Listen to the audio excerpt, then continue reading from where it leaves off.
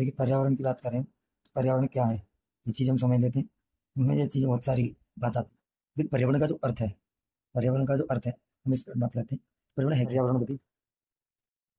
पर्यावरण विधि के जो रिलेटेड रहेगा वह पार्ट 1 रहेगा ये।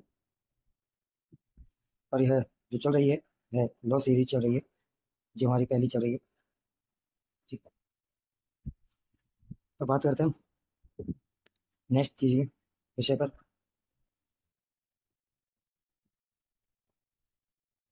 तो स्टार्ट करते हैं वीडियो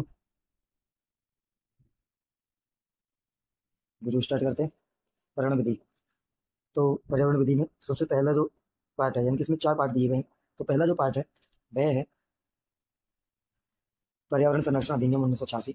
दूसरा जो पार्ट है वह है वायु प्रदूषण एवं निवारण अधिनियम 1981। अगला है तीसरा जल प्रदूषण निवारण एवं नियंत्रण अधिनियम 1974। और लास्ट है राष्ट्रीय हरित अधिकरण अधिनियम 2010। तो पहले अधिनियम के बारे में अभी इन संक्षेप में बात करेंगे। तो पहला अधिनियम जो है पर्यावरण संरक्षण अधिनियम, ये गलत हो गया है, तो ये सही हो गया। पर्यावरण संरक्षण अधिनियम 1986। तो इसमें संक्षेप में क्या है, इसमें केवल 2 ही चीज़ हम पढ़ेंगे। पहला अध्याय, इसमें 4 अध्याय हैं। दूसरा है धाराएं 26, यही हमें पढ़नी है।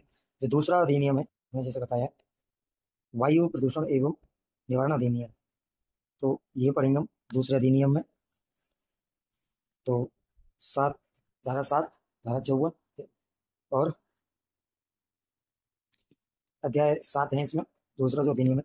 और 54 धाराएं और एक अनुसूची है। ठीक है, इसके बाद अगला आता है जिसमें हम पढ़ेंगे जल प्रदूषण निवारण एवं अधिनियम। तो इसमें भी 8 अध्याय हैं और 64 धाराएं, पर इसमें जो है अनुसूची नहीं है। तीसरा जो अधिनियम है वह राष्ट्रीय तीसरा नहीं, चौथा लास्ट का जो अधिनियम है राष्ट्रीय हरित अधिकरण अधिनियम 2010।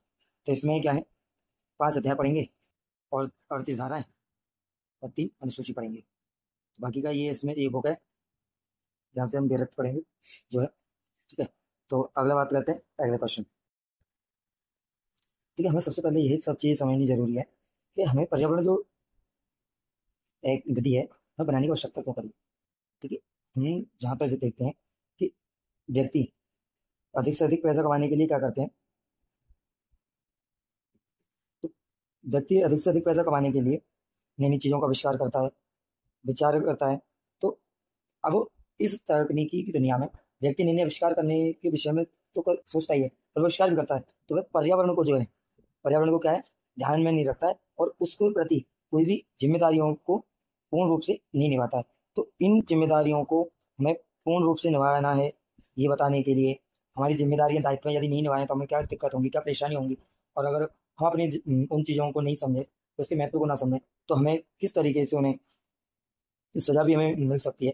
इन सब चीज़ों के लिए हमें अलग अलग अधिनियमों को क्या किया गया, एक किया गया अलग अलग अधिनियमों को, कि जैसे पर्यावरण के लिए अलग एक्ट बना दिया गया, संरक्षण के लिए, वायु प्रदूषण के लिए, जल प्रदूषण के लिए। तो ऐसे ही हरित क्रांति वगैरह के लिए इन सभी के लिए क्या कर दिया गया, एक अलग अलग अधिनियमों को एक करके बताया गया किस तरीके से हमें कार्य करना चाहिए। तो यही हमारा क्या है, पर्यावरण विधि है, कि हमें इन सब चीज़ों की जिम्मेदारियों को समझ सकें। तो इन सब चीज़ों की जिम्मेदारियों को हमें क्या करना है, समझना है।